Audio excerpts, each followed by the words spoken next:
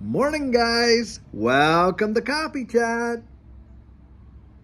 Well, guys, it is hump day, and boy, I'll tell you what a week we have absolutely had. And it has just gone crazy with this whole ETF thing. I mean, people are just going wild. Guys, I want to ask you, because I really want to poll, the community for this, because a lot of people are looking at, these exchange traded funds for Bitcoin, Ethereum, if XRP actually does get one, and blah, blah, blah, and whether or not that's going to be genuinely good for this space. Now, personally, I believe initially it will. Initially, we will see some big time movement in these prices. And why? Because ETFs will allow people that normally would never get into this space opportunity to get into it. And especially, when you're dealing with pensions and things like that, where they might be able to go out and dip their toes into these waters by purchasing exchange traded funds and things like that, and having, some sort of, exposure to this space and the prices and whatever. And I do think that institutional money will come in a big, big way and will really cause the prices to go. But after everything all settles, once the dust all settles, I'm not so certain that ETFs are going to be the best thing that what we would want to see in this space. And here's why, guys.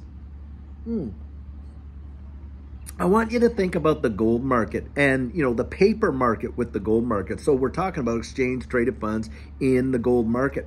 And the deal is this: look at how suppressed and manipulated the precious metal markets have been in a big way. I mean, we literally saw JP Morgan Chase get a massive, massive, massive fine for the manipulation of, I think the silver market, the precious metal market out there. And that the price of gold should probably be around $10,000 an ounce when you consider, the balancing against, these fiat currencies that are just inflated to the high heavens, are backed by nothing but, false sense of confidence in the marketplace, and are just being printed into oblivion. So at that point, shouldn't gold be up there, 5, 6, 7, maybe even $10,000 an ounce? But we're not seeing it. You know why we're not seeing it? Because of the paper market. And it's that paper market and the daily trading in that paper market that has literally suppressed and held back the price of physical gold. Now, think about it in this way as well.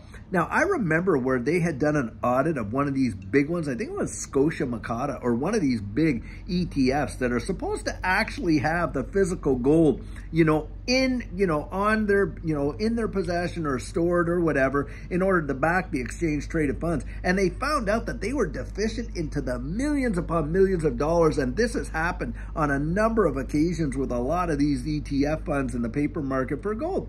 Now, having said that, look, guys, what are they going to fractionalize Bitcoin to that degree? I mean, there's only supposed to be 21 million, and apparently 3 or 4 million have been permanently lost and whatever. So let's say we're down to 17 million or somewhere in there, 18 million of actual Bitcoin. And yes, there are some Bitcoins yet to be produced, to be sure, but the bulk of the Bitcoin has already been mined, and that capacity. So what's going to happen there with these exchange traded funds? Are they literally going to hold the Bitcoin and then it's going to get fractionalized? And yes, it will drive the price of Bitcoin up. But guys, after that, and once, like I say, the whole thing comes down, you're going to watch this whole system be just kind of monitored, metered, and measured, and, weights and measured, practically controlled, it'll be like that. And that's what's going on in our current equities market anyway right now as well. I mean, we're very rarely do you ever see any big time pumps in any kind of short distance. I mean, in this space, look, Judy and I got in right there in March of 2020. By April of 2021, we saw literally over 10,000 percentage gains in a majority of our assets. It was truly mind-blowing, and it changed our lives. Absolutely. Well, I'll tell you what, do you think that you're going to see those kind of percentage gains in this space after all the institutions get in, after all the ETFs are all settled out and everything like that? Not on your life. You'll be lucky to see 7 to 10 percentage gains, over a period of time, and it'll be up and down. It'd be like a normal indices, like what we see with the NASDAQ, the Dow, or whatever. Probably have its own indices. And these ETFs, now that's my point of view, but I would really love to hear what your point of view is in there. This community matters, and your opinion matters. Drop it in the comments. Let's get a discussion going, because I'll tell you what, guys, Yeah, we're all looking to get institutional adoption, to be sure. But I'm not so certain that these exchange-traded funds that are controlled by the big boys out there on Wall Street and all that kind of stuff, that these are the guys that we want to be the custodians of the future of the financial benefits of this space. That is for sure. Wow. But guys, that is what's happening. And think about this too, because right now, hey, we enjoy that self-custody aspect for our digital assets, don't we? Well, it won't surprise me one itty bitty bit if we start to see some sort of movement towards, hey, listen, if you're going to be in this space, then you're going to have to custody your assets with an institutionally approved custodian for your digital assets. And yeah, you might be able to keep a small percentage on a wallet of your own, but they're going to move that over there. And why do I believe that? Well, guys, I'll tell you what. When we're dealing with traditional markets, what we're dealing with there a lot of times is, we're dealing with these securities and we're dealing with, liquidatable assets and things like that. Well, when it comes to like corporations or individuals, if you're in a situation where you're not able, get this, you're not able to absolutely pay your debts when they become due, they call that insolvency, don't they? Well, insolvency in and of itself is not bankruptcy. It just means that you're in a pinch and maybe you're insolvent for 1 month, but next month you're back to solvency, you've caught up and everything and whatever and stuff like that. That's a possibility. But if you see big time insolvency and you see people filing for bankruptcies or, for, consumer proposals, commercial proposals, things like that, a trustee becomes appointed in that legal situation to be the administrator of your estate, everything that you own worldwide. That's how the legislation is written. Now, with digital assets, how's a trustee going to get custody of that? Because that's what the law says, right? How are they going to get custody of that if you're holding the private keys and they don't even know that it exists? Well, they're probably not. And you're going to watch a lot of these legislators come out and say, hey, this is a vulnerability for us. And especially the more you see these ETFs, because why? Guys, they want the traditional protections that come with the current markets. They want people custodying like they do with stocks and equities and that.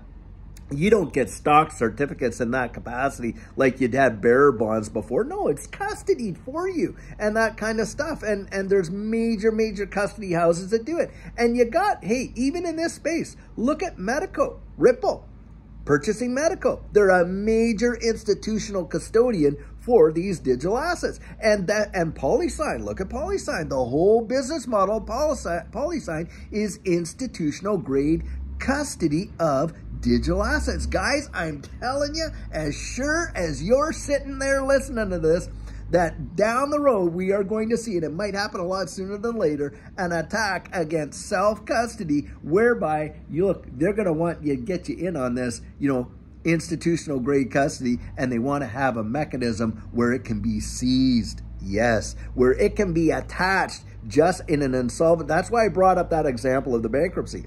Because at that point, hey, then all your creditors will have access, to those assets. And of course, that's the way the law is crafted. And that's how they want it. Now, they can do that with traditional stuff because of how traditional assets are registered, with a real property registry, your vehicles, how they're registered. Hey, your equities and securities, how they're registered and custodied. They can do that. But hey, they can't do it with digital assets right now. And guys, this is where you're going to see things change. And hey, let's say you owe the government taxes. Wow. Well, the government, most governments around the world, without even taking you to court, if you have a tax liability, they can garnish your bank account, put writs on your home and property, they can seize your assets, and boy, it's the big hammer of, Uncle Sam or whatever, right? And of course, don't you think that they want to have that kind of jurisdiction over this digital asset space, especially with the value that's going to be there? You can better believe it. Well, ETFs would be the slow road to China, slow boat to China there.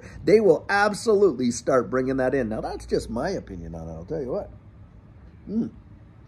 But guys, I'm coming from that perspective of being in that enforcement world for almost 25 years.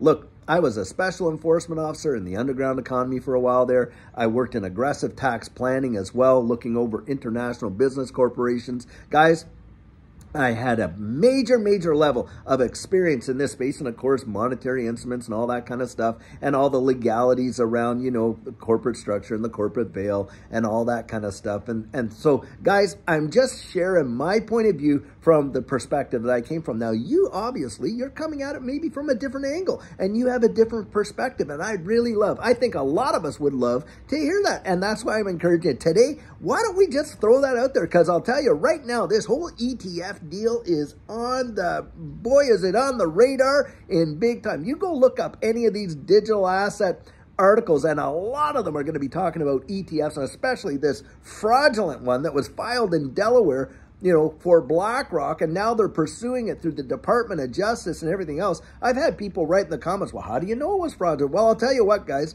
from what it seems at this point, BlackRock is outright denying it, to be sure. And on top of that, you know, you got the DOJ involved now with respect to pursuing an investigation. So I guess we're going to find out down the road what really went down. But that was manipulation 101 over this market, whether it was legit or not. The information that was supplied, if BlackRock really did it, and they've come out and said, oh, no, we didn't do it because they didn't want to release the information, then they're culpable. But more than likely, it sounds as though somebody else went in and filed it on behalf of this executive at BlackRock, a complete fraudulent event. And if that's the case, I'll tell you what, there's going to be another instance where they're going to say, this is why we need to do this and such, and on it's going to go, because you know they're not going to let this one go to waste. That's for sure. I'll tell you what. But guys, anyway, I sure hope that you're going to have a fantastic Wednesday, to be sure. And look, we got a great video planned for you later on today. Drop your comments down in there over this one subject. Boy, I'd love to hear it. I'm sure a lot of other people would too. And until later on when we have an amazing video for you, have a great one and take care.